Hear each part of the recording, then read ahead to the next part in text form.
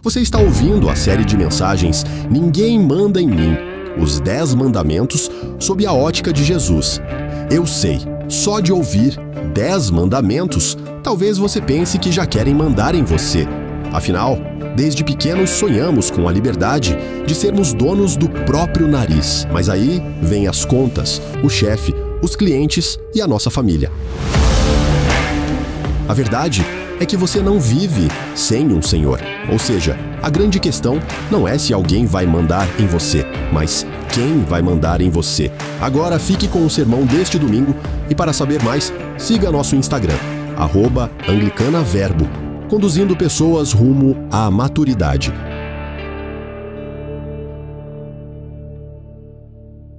Bom, hoje nós vamos falar sobre um versículo curtinho da Bíblia, né?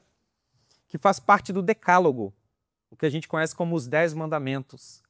Você já vem ouvindo uma série de mensagens a respeito disso, inclusive mensagens maravilhosas. Eu pude ouvir algumas, trecho de outras. E para mim é um desafio, né, falar sobre isso depois de uma série de mensagens tão boas a respeito desse tema, né? O contexto vocês já sabem. Moisés foi enviado por Deus para subir o Monte Sinai e lá ele recebeu os 10 mandamentos, que são mandamentos que até hoje norteiam o nosso senso ético. Quando as pessoas dizem assim, é errado matar, mas é errado com base em quê? Geralmente nós recorremos aos 10 mandamentos. É errado você cobiçar a mulher do seu próximo? É errado com base em quê?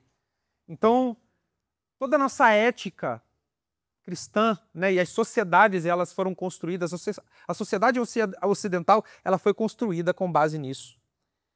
E apesar de ser uma coisa muito óbvia, né, porque assim, qualquer pessoa minimamente ética sabe que roubar é errado. Existem algumas coisas, alguns insights que a gente vai tirar disso aqui e eu gostaria de compartilhar com você a respeito disso. A palavra já foi lida, mas eu vou repetir aqui somente para a gente ter um ponto de partida. Êxodo capítulo 20, versículo 15 diz: não roubarás. Que o Senhor possa trazer aos nossos corações hoje essa mensagem. Senhor, que possamos sair daqui, Deus, renovados, com a nossa cabeça renovada, e assim como a Tua palavra diz ali, Senhor, não como gentios.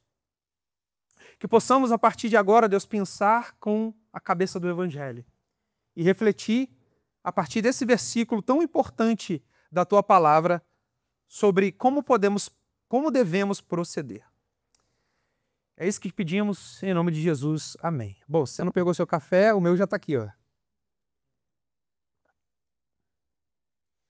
Queridos, não roubarás é o 8º mandamento dos 10.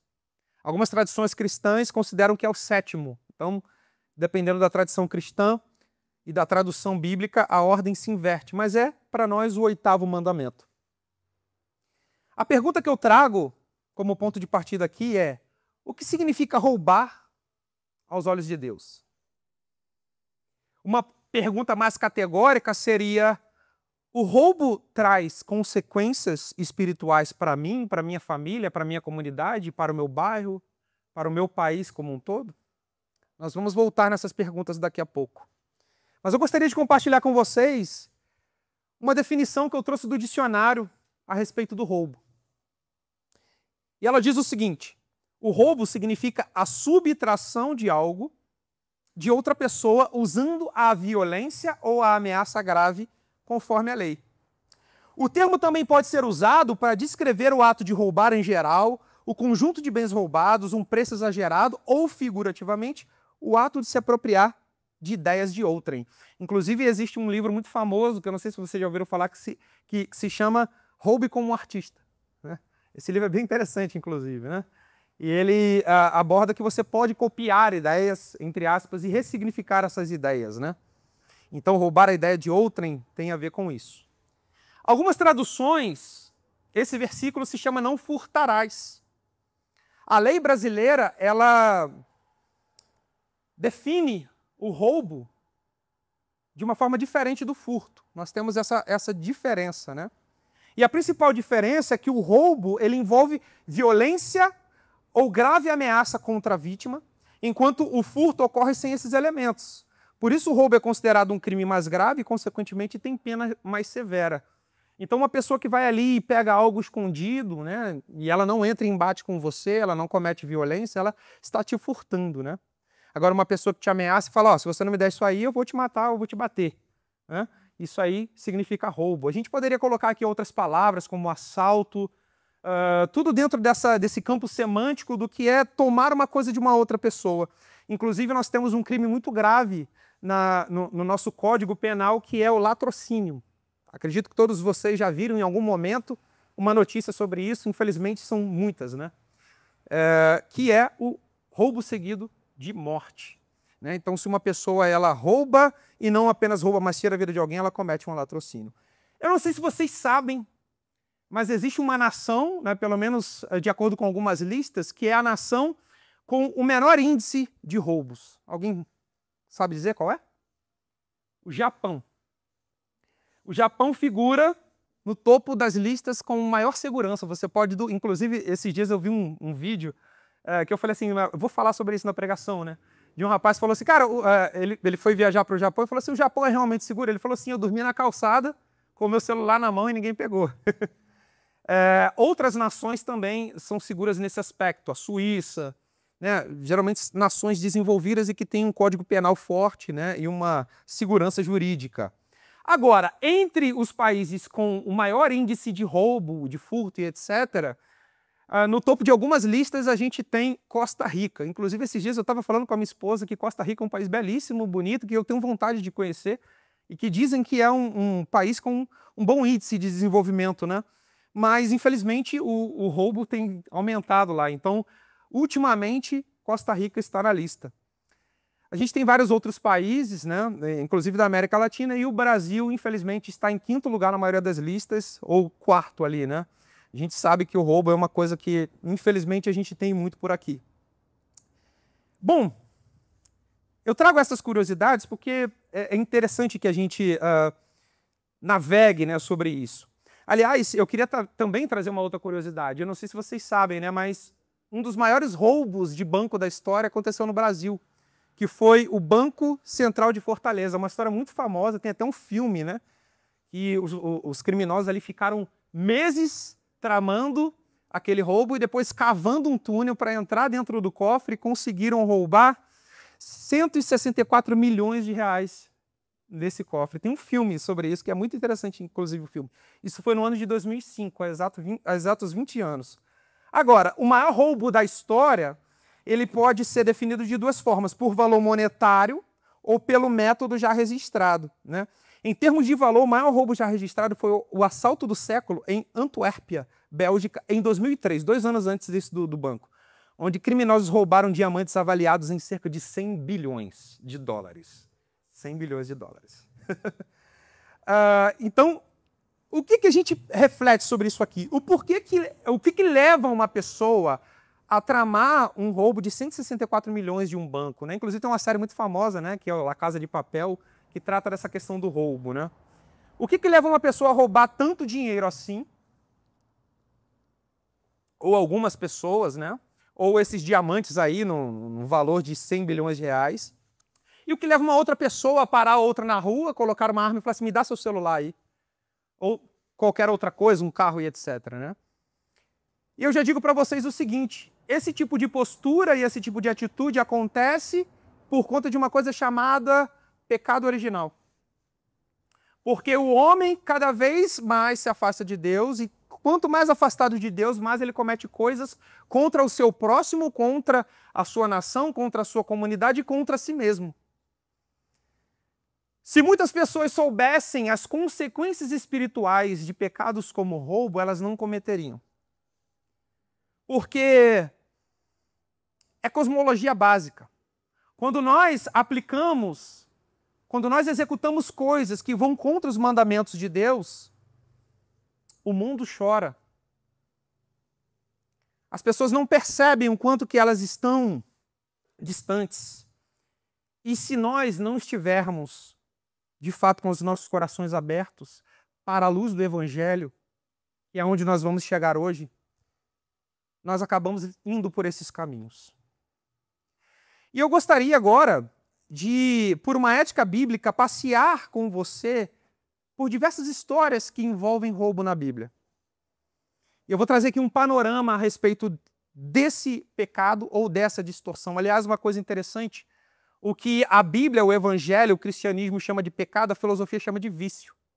Se você lê os manuais filosóficos, você vai perceber que tudo que a gente considera pecado, gula, avareza e etc., os filósofos chamam de vício. E todas elas partem de um seguinte princípio: o homem, se não tiver virtudes, ele se desordena, ele anda desordenadamente. Uma das coisas que o Evangelho causa na vida do homem é justamente a ordenação dos seus afetos, a ordenação das suas paixões, a ordenação dos seus desejos, ou a morte dos mesmos. Os santos são aqueles que amortecem os seus desejos e direcionam todos os seus afetos para Cristo, para Deus. Mas voltando nesse panorama, nós temos o pecado original que já foi citado aqui, que é o primeiro pecado, né? Em Gênesis 3, do 1 ao 6, a gente tem a história muito conhecida, até por aqueles que não acreditam em Deus, né? Que é a história de Adão e Eva. Nós geralmente associamos esse pecado ao pecado da desobediência, está absolutamente correto. Mas, por uma seguinte ótica, a gente percebe que esse pecado também foi um roubo. Porque Deus deu um mandamento para que eles não pegassem do fruto do conhecimento. E por conta de uma sedução da serpente, primeiro a mulher pega o fruto e depois o homem. Ou seja, eles botaram a mão naquilo que não era permitido que eles pegassem. De certa forma, é um roubo. E a gente tira disso a seguinte aplicação: o roubo ele começa no desejo de ter o que não é meu e no desprezo pelo limite que Deus estabelece. Ainda em Gênesis, lá no versículo 27, um pouco mais para frente, né, alguns séculos para frente ali, na narrativa bíblica, nós temos a história de Esaú e Jacó. Acho que a maioria aqui conhece, né? Esaú e Jacó eram irmãos gêmeos. Esaú, o mais velho, era um homem da caça. Jacó, o mais novo, era um homem da tenda, né? Que ficava ali cozinhando junto com a sua mãe enquanto o irmão ia caçar. E Jacó, o nome dele, né, tem uma associação com o usurpador. Então ele já tinha ali no seu nome um estigma, né, de alguém que enganava. E ele roubou do seu irmão não uma coisa concreta, mas uma coisa insólita, que era a primogenitura. Por conta daquela tradição, o filho mais velho ele recebia do seu pai a bênção da primogenitura. Era uma espécie de herança. E Jacó, juntamente com a sua mãe, né, sua mãe foi cúmplice dele, na verdade ela foi a mentora, ele usurpou a primogenitura. Né? E a lição que nós tiramos dessa história específica é que o que é conquistado de forma desonesta gera culpa, divisão e consequências duradouras. Conquanto Jacó tenha sido um homem muito usado por Deus depois e se arrependeu, ele foi um patriarca que é admirável, né? Que inclusive seguiu com a tradição do seu avô, Abraão, do seu pai, Isaque, e foi pai, né, de uma grande nação. O seu pecado e a sua atitude de roubar do seu irmão trouxe consequências. A divisão, ele ficou anos sem falar com o irmão, ele precisou ir para uma outra terra, uma série de coisas que a gente não vai entrar aqui. Então, isso também traz uma lição para a gente. Uma outra história bíblica muito interessante é o pecado de Acã. Deus ordenou que o exército de Israel invadisse uma nação, e inclusive é uma das histórias muito citadas, aí, muito criticadas, né, por quem não compreende a essência dessa história. E eu não sei se você sabe, mas até hoje, na tradição das guerras, que uma nação que invade uma outra, ou um exército que derrota outro, ele tem poder sobre os bens daquela nação que foi derrotada ou daquele exército que foi derrotado.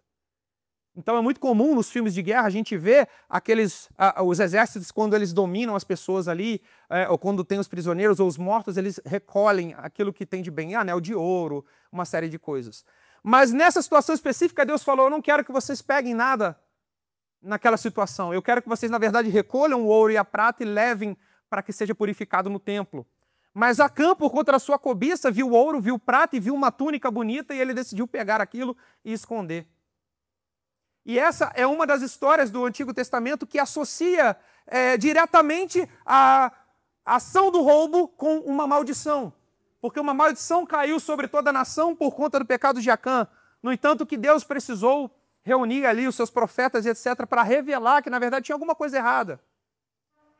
E aí o pessoal botou o dedo na cara lá, ó, alguém aí fez alguma coisa errada, vocês precisam dizer, porque senão a maldição não vai sair de sobre nós. E Acã precisou confessar o seu crime. E é curioso, né? Porque eu acho que ele só confessou porque foi pego, né? Foi pressionado. Uma outra história, na verdade não uma história, mas eu quero aqui fazer uma associação. A lei de Moisés era muito clara quanto ao roubo, como a gente vê aqui no Decálogo ou nos 10 Mandamentos. Mas em Levítico 9:11 a gente tem o seguinte versículo: não roubem, não mintam, não enganem uns aos outros. Ou seja, a gente tem aí um paralelismo entre roubar, mentir e enganar. Agora eu quero trazer com você aqui alguns versículos do livro de Provérbios. A gente vai dar um salto ali nos livros da Bíblia. Em Provérbios 6:30, a gente tem o seguinte versículo. Na verdade, esse versículo afirma que o ladrão que rouba por fome para saciar-se não é desprezado por isso. Ou seja, é uma das prerrogativas que nós temos. Olha, você está passando fome, você roubou algo para se alimentar? Ok. Né? Essa é uma situação deplorável, uma situação muito radical. O livro de Provérbios fala isso. Mas, se você for pego, você será punido com severidade, tendo que pagar 7 vezes o valor roubado, até mesmo perder todos os bens da sua casa. Olha só que coisa forte, né? Agora, no versículo 28, 24 diz: quem rouba o seu pai ou a sua mãe e diz não é errado, é amigo de quem destrói. Ou seja, mesmo que você seja um filho bonzinho, mas você pega alguma coisa ali do seu pai, da sua mãe, você é amigo de quem destrói, de um destruidor. Provérbios 20, 17 diz o seguinte: pão roubado tem sabor doce, mas depois será como areia na boca. E aí eu fui ver a interpretação desse versículo e algumas traduções falam de pedrinha na boca, ou pedra na boca. Eu não sei vocês, mas no carioca diz, não, olha, você vai amanhecer com a boca cheia de pedra, ou cheia de cascalho, ou seja, pode ser que você seja pego e seja morto. É isso aqui exatamente que está falando. Então você vai roubar um pão, ele é docinho, mas ele pode terminar como areia na boca, ou trazer consequências graves. Provérbios 29 e 24 diz: aquele que é parceiro de um ladrão odeia a sua própria alma. Você pode nem roubar, mas se você for parceiro, se você encobrir o roubo de alguém, você está odiando a si mesmo. Agora a gente entra aqui numa parte do Antigo Testamento que é fortíssima. E a gente já vai caminhar para o Novo daqui a pouco.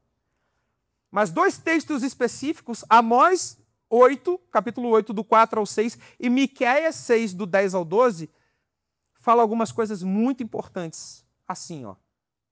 Ainda há na casa do ímpio os tesouros da impiedade e o detestável efa minguado? Poderei eu inocentar balanças falsas e bolsas de pesos enganosos? Porque os ricos da cidade estão cheios de violência e os seus habitantes falam mentiras, e a língua deles é enganosa na sua boca. O que esse texto profético diz? Que os poderosos e os ricos daquela época, eles usavam balanças enganosas e falsas, e bolsas de pesos enganosos. Eu não sei se você já viu, né? Eu espero que isso nunca tenha acontecido comigo, mas provavelmente já aconteceu. Do feirante que você pega ali as coisas, né? Aí ele na verdade, depois ele tira ali um pouquinho do que você pegou, ele coloca na bolsa menos do que você escolheu. Isso acontece com muita frequência, infelizmente. Isso é um tipo de balança enganosa, né? Ou então de uma balança ali viciada. Né? Isso era muito usado naquela época. E Deus fala fortemente contra os ricos e poderosos, os políticos daquela época também, que enganavam o povo com isso. Agora o livro de Miqueias diz o seguinte: escutem vocês que maltratam os necessitados e exploram os humildes aqui neste país. Vocês dizem, quem dera que a festa da lua nova já tivesse terminado para que pudéssemos voltar a vender os cereais. Como seria bom se o sábado já tivesse passado. Aí começaríamos a vender trigo de novo, cobrando preços bem altos. Ou seja, uma precificação muito alta, né? Uma margem de lucro grande, usando pesos e medidas falsos e vendendo trigo que não presta. Os pobres não terão dinheiro para pagar as suas dívidas, nem mesmo os que tomaram dinheiro emprestado para comprar um par de sandálias. Assim eles se venderão a nós e serão nossos escravos. Cara, fortíssimo isso aqui. Deus chama isso de roubo institucionalizado. A Bíblia fala de roubo institucionalizado em alguns desses textos. Roubar não é só um ato individual, como temos visto aqui nas outras histórias. É também quando um sistema oprime, uma empresa engana, um governo explora. Eu não sei se vocês sabem, aqui eu não vou entrar no mérito político com certeza, para que vocês, né, não fiquem com uma má impressão minha. Mas não é novidade para ninguém, né, que muitos governos, eles tratam, né, com determinada desonra os seus povos. O nosso impostômetro chegou recentemente a 3 trilhões de reais em impostos. Usando o Brasil, mas poderíamos usar outras nações. Se isso não volta com rua asfaltada, com atendimento médico, como o simples suporte que a gente precisa para a educação e para outras coisas, segurança, isso de certa forma é um roubo. Se o que a gente paga não volta para nós, é um roubo. Deus é o Deus da justiça e o roubo é uma ofensa ao seu caráter justo. É isso que esses textos mostram para a gente. Mas aqui eu fecho essa primeira parte com esse último texto do Antigo Testamento que diz: roubará o homem a Deus? Está lá em Malaquias 3, do 8 ao 10. Aqui já trata diretamente dos dízimos e das ofertas. O roubo aqui é reter o que pertence a Deus. Se eu recebo bênçãos do Senhor e não reparto com o meu irmão, e se eu não levo para a minha comunidade, eu estou, de certa forma, roubando.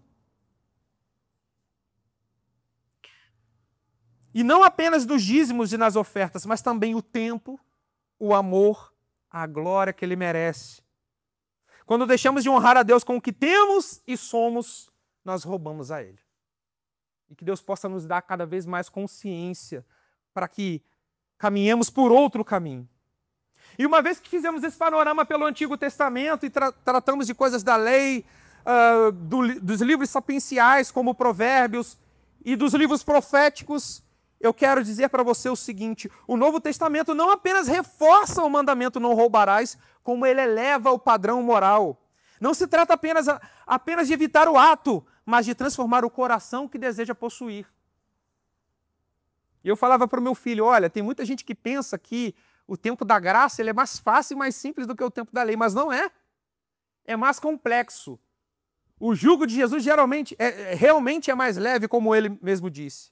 Mas olha, Jesus no seu grande sermão, ele disse o seguinte: eis o que diz a lei, não adulterarás, mas se você olhar com uma intenção impura para uma mulher, você já adulterou. Isso é muito mais difícil de cumprir.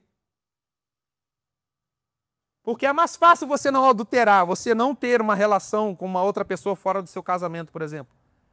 Mas não olhar para uma pessoa com uma intenção impura é muito mais difícil. Então as pessoas acham que agora tudo pode. Não. De fato, andar com Jesus é mais leve, porque Jesus transforma o seu coração e a partir da bondade que Ele gera em você, fica muito mais fácil cumprir as coisas. Mas não quer dizer que seja muito mais simples. Lá em Efésios, no capítulo 4, do versículo 28 ao 30, Paulo escreve à igreja daquela região: aquele que roubava, não roube mais. A gente leu isso aqui no começo. Pelo contrário, trabalhe fazendo com as próprias mãos algo de útil para que tenha o que repartir com quem estiver em necessidade. E aqui a gente já começa por enxergar uma outra proposta, que é repartir, que é compartilhar. E a gente vai amarrar isso já já. Mas lá em Coríntios 6,10, Paulo aqui é bem incisivo, dizendo: nem ladrões, nem avarentos, ou seja, aquelas pessoas que são apegadas aos bens e ao dinheiro, nem bêbados, nem maldizentes, nem trapaceiros herdarão o reino de Deus. Olha, se você rouba, se você é muito apegado aos bens, se você vive bêbado, se você fala mal das pessoas e se você trapassa nos seus negócios, infelizmente você vai ficar fora do reino de Deus. É claro o texto. Mas tem outras histórias que eu gostaria de trazer para os irmãos nessa noite. No livro de Atos, quando a igreja estava no seu fervor inicial, as pessoas que recebiam o evangelho no coração, elas vendiam todos os seus bens e doavam tudo para a igreja.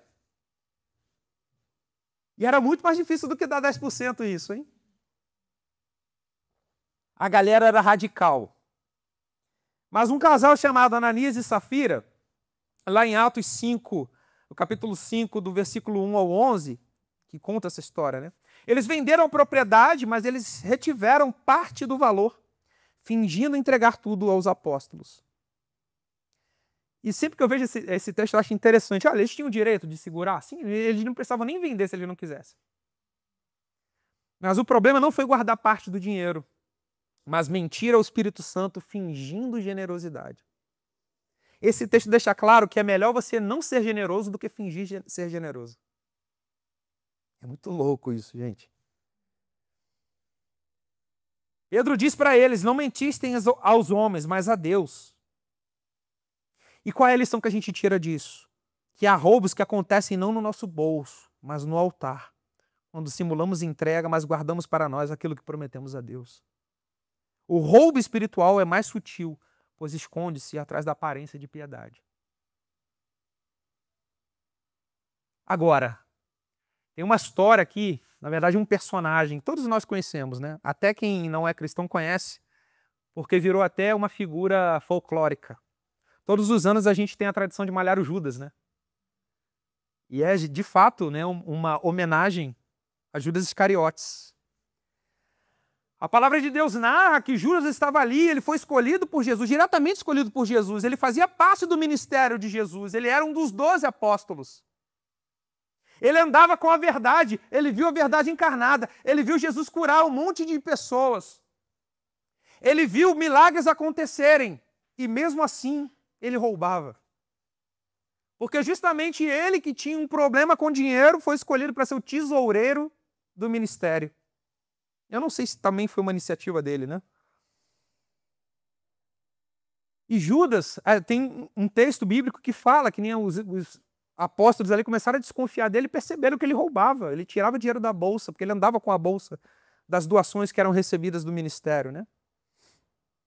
E ele estava sempre preocupado com o dinheiro. No entanto, que quando Maria foi lá e derramou o perfume caro aos pés de Jesus, ele falou, por que a gente não pegou esse perfume, vendeu e deu aos pobres, né? A aparência de generosidade aí, ó. O fingimento. E o pior, Judas, ele não teve seu coração transformado pelo evangelho e ele fez uma coisa terrível, que foi vender o próprio Filho de Deus por 30 moedas de prata. Que dinheiro caro esse, né? E perdeu a sua alma por conta disso. E o roubo muitas vezes começa quando o amor ao dinheiro substitui o amor a Cristo. Judas perdeu tudo, não por falta de oportunidade, mas por falta de arrependimento. E eu desejo que nós não percamos essa oportunidade, que tenhamos a oportunidade hoje de ser diferente. A gente tem outros ladrões no Novo Testamento também. Nós temos o próprio Barrabás, que era, na verdade, um bandido bem perigoso, né? Que fazia, entre outras coisas, roubar. E a gente sabe ali que na escolha o povo escolheu ele para ser solto em vez de Jesus. Jesus foi preso no lugar dele.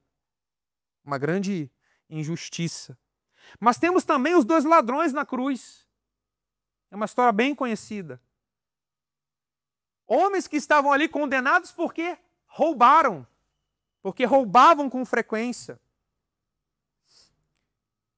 E ali nós temos o reino de Deus inaugurado com quem? São Dimas. E foi o ladrão que se arrependeu. Coisa que Judas poderia ter feito, por exemplo. E o outro zombava. O outro não apenas roubou, mas não se arrependeu do que fez e blasfemou contra o Senhor, enquanto o outro disse, que eu acredito que é uma das passagens mais belas da Bíblia.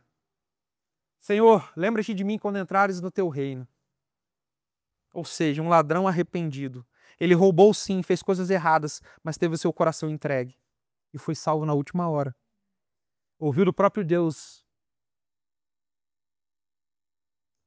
Eu te digo que ainda hoje estarás comigo no paraíso. Agora eu quero terminar, na verdade, né, caminhar aqui para o final com 2 histórias. Mas 2 histórias também no Novo Testamento. A primeira delas é de um homem chamado Zaqueu. Zaqueu também era ladrão. Ele praticava o roubo institucionalizado, como eu disse aqui. Porque ele era envolvido com as autoridades, ele era um cobrador de impostos, ou seja, ele tinha uma função político-administrativa. E eu não sei se você sabe, por isso que os cobradores de impostos eram muito mal vistos. Eles não apenas cobravam impostos que eram exorbitantes, né, que o Estado daquela época ali, o Estado romano cobrava, né, das pessoas, como eles também tiravam ali, faziam caixa dois. Era uma série de corrupções que aconteciam ali naquele contexto. E Zaqueu estava ali, nesse contexto, exato contexto. E ele era o símbolo da corrupção. Era como a gente vê hoje alguns políticos. Mas bastou um encontro com Jesus para que a avareza se rendesse. E quando ele subiu a árvore para ver Jesus, Jesus, desce daí que eu quero ir almoçar com você, vamos lá fazer um lanchinho na tua casa. Eu não sei o que aconteceu ali, porque o evangelho ele resume muito. Eu não sei o que aconteceu, qual foi a palavra e etc. Mas eu até falei com o meu filho hoje. Eu vim treinando a pregação com ele, tá? Por isso que o Gabriel falou aqui. Eu até falei com ele o seguinte, olha, pode ser que Jesus não tenha dito nada a respeito do que Zaqueu fazia, mas só a presença dele fez com que Zaqueu se arrependesse e repensasse tudo aquilo que ele praticava. E Zaqueu disse para Jesus, olha, Senhor, eu resolvo dar aos pobres a metade dos meus bens. E se em alguma coisa tenho defraudado alguém, eu restituo quadruplicado. Ou seja, eu dou 4 vezes mais. O Peter até perguntou, mas como assim? Ele dava 4 vezes mais e metade dos bens? O que isso significa? Eu falei, não, olha só, presta atenção, se ele tivesse 10 casas, 5 ele ia dar. Se ele tivesse... Espera aí, olha o vento. O espírito aí. O espírito está soprando. E se ele... Aí eu expliquei para ele, olha, o que ele fala é o seguinte, se eu defraudei alguém, ou seja, se eu enganei alguém, se eu sorrupiei alguém, eu vou devolver 4 vezes mais. Isso significa que se ele tivesse roubado R$1.000, ele ia dar 4.000. É mais ou menos por aí. E esse é o tipo de coisa que o evangelho causa no nosso coração.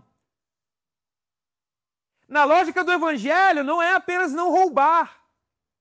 É compartilhar aquilo que você tem. É dar aquilo que o Senhor te deu. Porque mais vale dar do que receber. Porque bem-aventurado é aquele que dá. Isso não significa apenas dinheiro, irmãos. Tem muita gente que associa isso só a dinheiro e não é. É tempo, é amor, é cuidado. E a próxima história que nós iremos narrar fala disso. Porque quando o Evangelho de Jesus ele entra no nosso coração, não basta apenas ser ético. Eu explicava isso para ele hoje. Eu falei, muita gente, e assim, nós temos essa tendência no geral. Fala assim, cara, mas beleza, não roubarás, eu não roubo ninguém. Ótimo, você já está num excelente caminho. Não matarás, eu não mato ninguém. Não cobiçarás os bens do teu próximo. Olha, eu não tenho inveja, que o meu vizinho seja bem-aventurado ali, seja próspero. Está ótimo, mas o evangelho exige mais. Ele exige que você apenas não roube, mas que você doe, que você compartilhe, que você não apenas não mate, mas que você traga vida para as pessoas. Você leve vida. Que você apenas não cobice, mas que você faça coisas que façam que outras pessoas se sintam bem. Essa é a lógica do evangelho. E se a gente for olhar pelos olhos humanos, não tem lógica nenhuma. Que obrigação eu tenho de fazer o bem para aquela pessoa que eu nem conheço? Que obrigação eu tenho de doar, de compartilhar, de fazer o bem? Eu não tenho obrigação nenhuma. Mas a última história, ela nos traz uma grande inspiração. E, na verdade, a gente encontra ela em Lucas, no capítulo 10, versículo 25 ao 37. Isso eu farei questão de ler.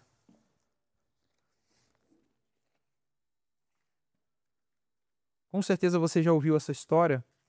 E uma das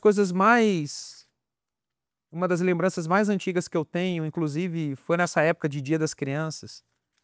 A minha madrinha, a Márcia, ela me deu quando eu tinha 8 anos, no Dia das Crianças, um quebra-cabeça muito grande para que eu montasse. E o título daquele quebra-cabeça era O Bom Samaritano.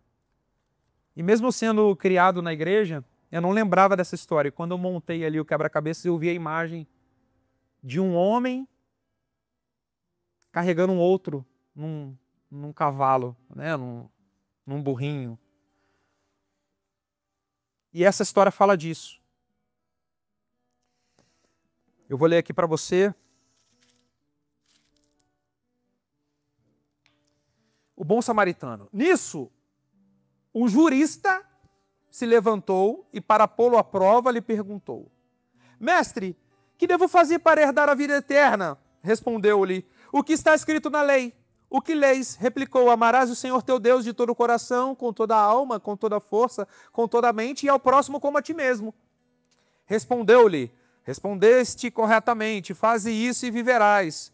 Ele, querendo justificar-se, perguntou a Jesus: E quem é o meu próximo? Jesus lhe respondeu: Um homem descia de Jerusalém para Jericó.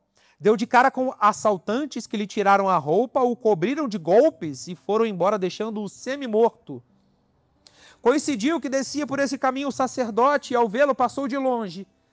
O mesmo fez um levita, chegou ao lugar, viu-o e passou de longe.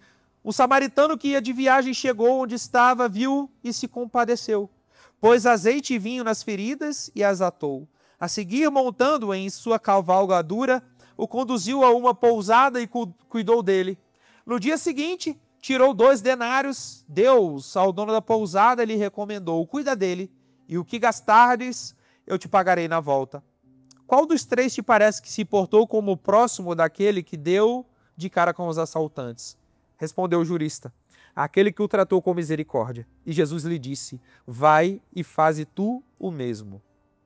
Essa história é interessante porque ela fala de assaltantes. E o que esses assaltantes fizeram com esse homem na estrada, eles tentaram fazer aquilo que eu falei no começo, que é o latrocínio, né? No tanto que não apenas tiraram as coisas dele, não apenas tiraram os bens dele, mas tiraram a roupa dele, ele ficou nu. Bateram nele e deixaram-o semi-morto. Eu acho que na cabeça deles, a gente matou o cara, né? Foi de arrasta para cima.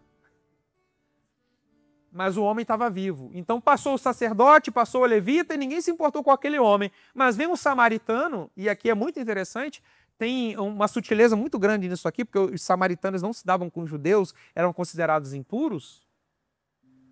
Mas o samaritano foi lá, cuidou daquele homem, colocou azeite e vinho na ferida dele, que eram como as pessoas daquela época tratavam os machucados, né? Levou ele para uma hospedaria, colocou ele lá e disse para o homem: Olha, está aqui um pagamento, se ele gastar mais alguma coisa, quando eu voltar eu restituo.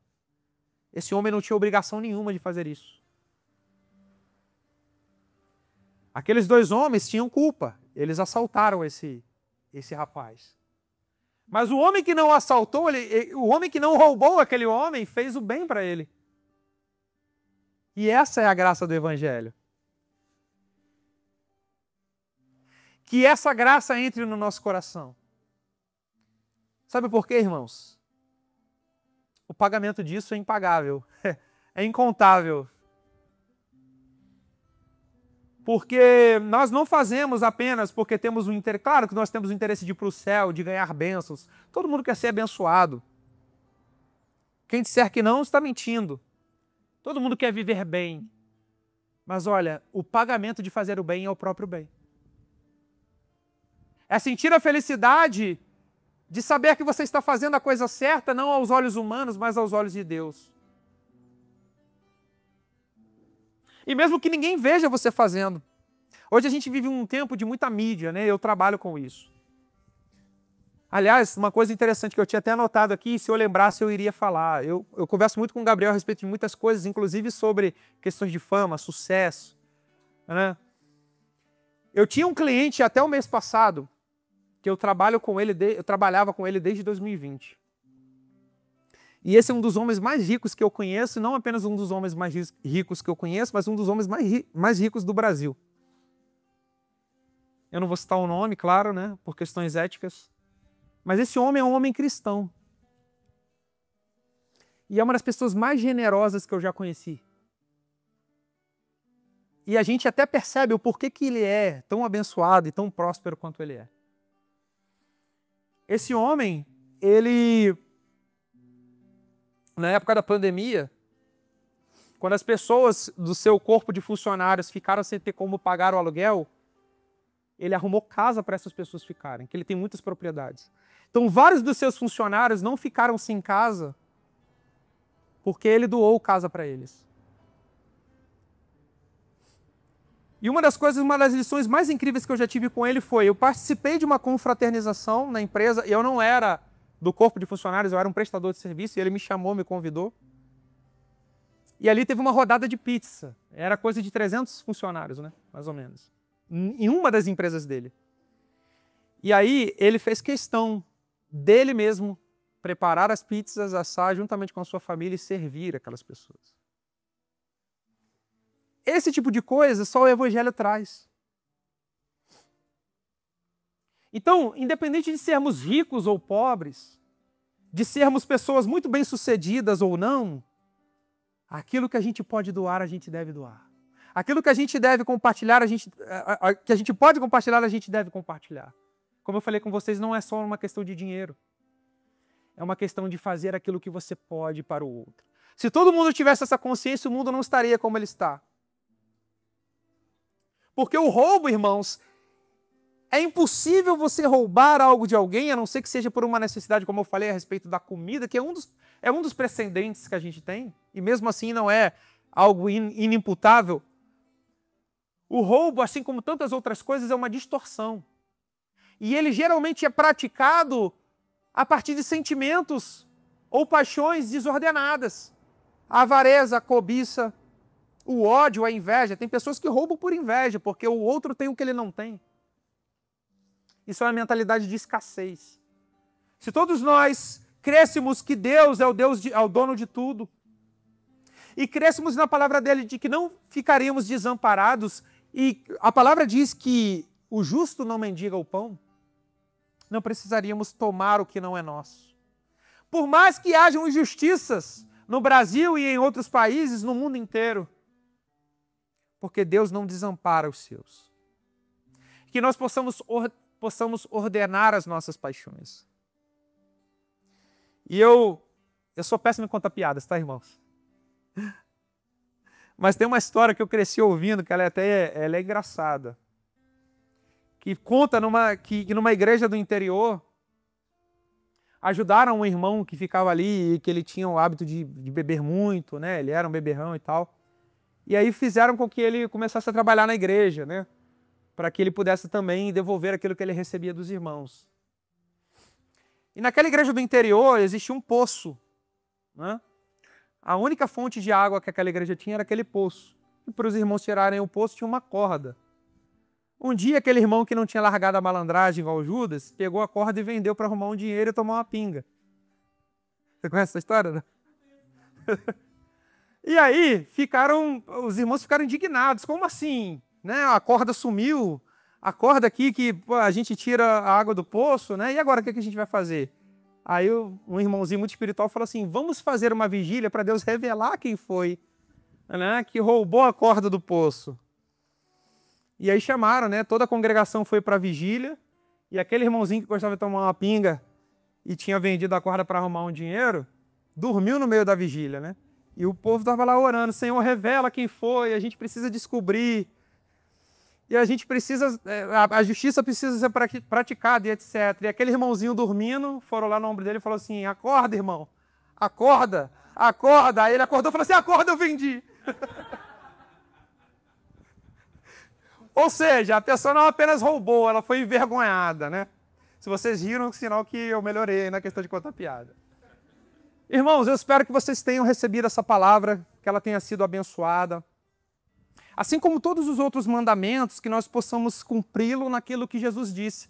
Amarás ao teu Deus sobre todas as coisas, com toda a tua força, com o teu entendimento, com a tua alma, e amarás o teu próximo como a ti mesmo.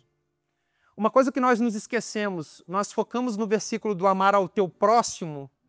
Nós devemos amar o nosso próximo, mas tem aí uma prerrogativa, amar a si próprio. Como a ti mesmo, ou seja, você tem que se amar. Não é o amor que o mundo ensina, que é um amor vaidoso. Mas é um amor bem ordenado. Quem ama a si próprio não causa o mal por outro, porque sabe que existe uma lei chamada lei da semeadura. O que eu planto, eu colho. Que possamos abrir os nossos corações hoje para que o Evangelho entre em nós e para que possamos fazer a vontade do nosso Pai que estás no céu.